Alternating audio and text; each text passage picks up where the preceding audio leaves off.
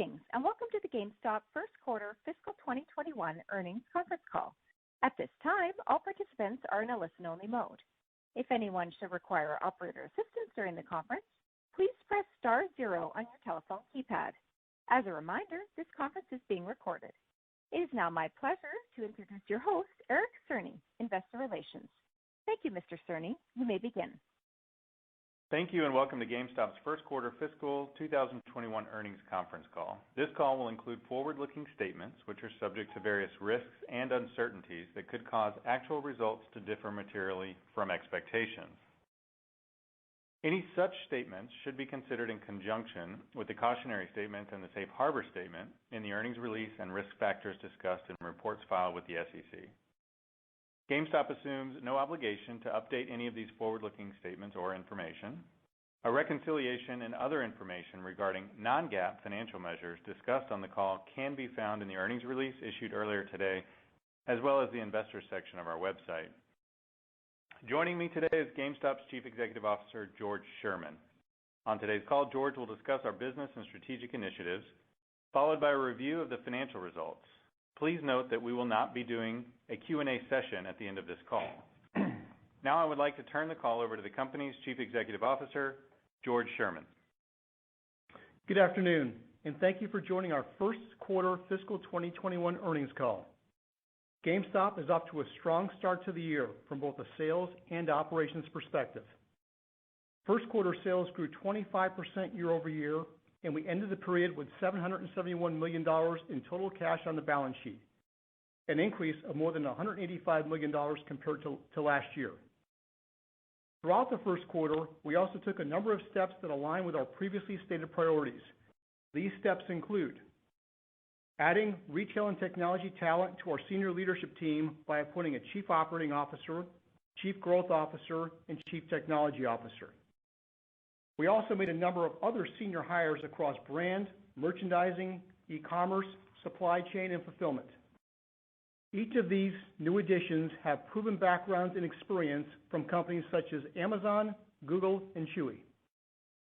Second, we further strengthened the company's balance sheet by raising more than $550 million in net proceeds from our April ATM program.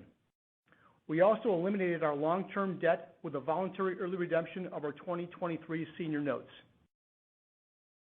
Third, we expanded our fulfillment network by adding a 700,000 square foot facility in York, Pennsylvania.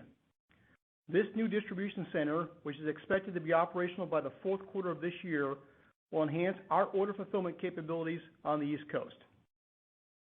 Lastly, we continue to expand our product offering by adding natural extensions such as PC gaming, computers, monitors, game tables, and gaming TVs, just to name a few. We intend to continue taking steps to evolve the business and build a world-class technology infrastructure while simultaneously capitalizing on the emerging console cycle. Today, we also announced a new ATM offering through a prospectus filing to offer up to 5 million shares of our common stock.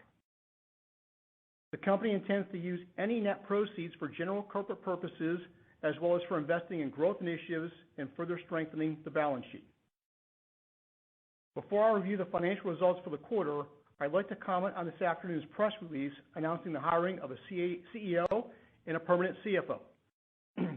Matt Furlong, our incoming CEO, has an impressive background from Amazon, where he most recently led Australia and oversaw significant growth in that region. Matt is a proven e-commerce leader with a firm understanding of how to delight customers. His focus, intensity, and work ethic will set the right tone atop the company as we begin shifting to a growth phase.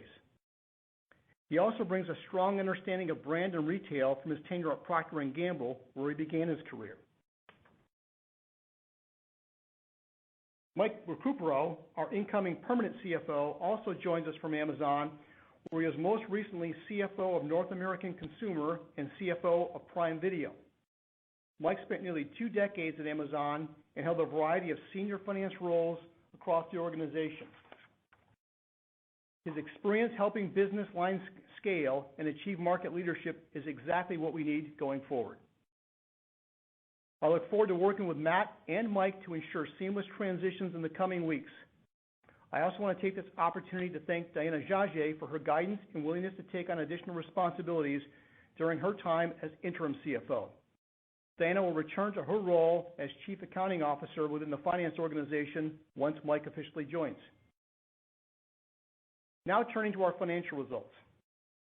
Net sales for the quarter increased 25.1% to $1.3 billion, compared to $1 billion in the prior year period. Importantly, we achieved this growth with a roughly 12% reduction in the global store fleet due to our strategic dedensification efforts and the continued store closures in Europe during the quarter due to the COVID-19 pandemic. Overall, gross margins were 25.9%, down 180 basis points from 27.7% in the fiscal first quarter last year. The decline was primarily driven by an expected increase in mix of lower margin sales. From an SG&A perspective, our reported SG&A expenses were $370.3 million, reflecting a decline of $16.2 million or 4.2% versus the reported SG&A in the first quarter last year, and an 880 basis point improvement on a percent to sales basis. Adjusting for severance, transformation, and other costs, our adjusted SG&A declined $29.5 million or 7.7% year over year and reflects nearly 10 percentage points of sales leverage. We reported an operating loss of $40.8 million compared to an operating loss of $108 million in the prior year first quarter. Adjusted operating loss was $21.6 million compared to a loss of $98.8 million in the prior year period. Income tax in the first quarter was an expense of $1.3 million, which compares to an income tax expense of $50.4 million in the prior year first quarter. Our effective income tax rate for the quarter was 2% and impacted by valuation allowances recorded in prior periods, as well as the mix of earnings across the jurisdictions in which we operate. We reported a net loss of $66.8 million or $1.01 per diluted share, compared to a net loss of $165.7 million or a loss per diluted share of $2.57 in the prior year first quarter. Our adjusted net loss was $29.4 million or 45 cents per diluted share, compared to adjusted net loss of $157.6 million or a loss of $2.44 per diluted share in the fiscal 2020 first quarter. In the first quarter, we continued to focus on strategically de-densifying our global store fleet, closing a net total of 118 stores in the quarter. At quarter end, we operated 4,698 stores across the globe. Turning to the balance sheet, we ended the quarter with cash and restricted cash of $770.8 million, $186.9 million higher than the end of the first quarter last year. Overall debt levels compared to the first quarter of last year were reduced by $504 million and reflect the redemption of $202 million of senior notes due in 2021, the voluntary early redemption of $216.4 million of 10% senior notes due in 2023, and the $135 million paydown of the company's asset-based revolving credit facility. At the end of the quarter, we had no borrowings under our asset-based revolving credit facility, no long-term debt, and $48.1 million of short-term debt, which is a low-interest loan from the French government offered to us through the equivalent of the CARES Act in the U.S. related to the response to COVID-19. Capital expenditures for the quarter were $14.7 million. In the first quarter, cash flow from operating activities was an outflow of $18.8 million, an increase of $30.5 million compared to an outflow of $49.3 million during the same period last year. In terms of our outlook, we remain optimistic about both the emerging console cycle and our future. We recognize business risks remain elevated due to the pandemic and post-pandemic uncertainty, and we are not providing specific annual sales and earnings guidance. We are pleased with our start to the year and strong sales in May, which were up approximately 27% year over year. We remain focused on positioning GameStop for long-term growth as we prioritize delighting our customer and providing a differentiated and superior customer experience. Finally, given this is my last time speaking with you as GameStop CEO, I want to share that I'm very proud of what we have accomplished over the past 2 years, including navigating the pandemic and positioning the company with strong liquidity and an improved platform for growth. It's been a privilege to lead so many dedicated and talented team members who collectively possess tremendous passion for the gaming industry. We have helped bring stability and strength to the business, including by densifying our store footprint, reducing cost and debt, and returning our company to growth. I also want to take this opportunity to thank our customers for their belief in us and an amazing group of shareholders who have so demonstrably exhibited their support for us. I look forward to working with our newly appointed board and leadership team going forward.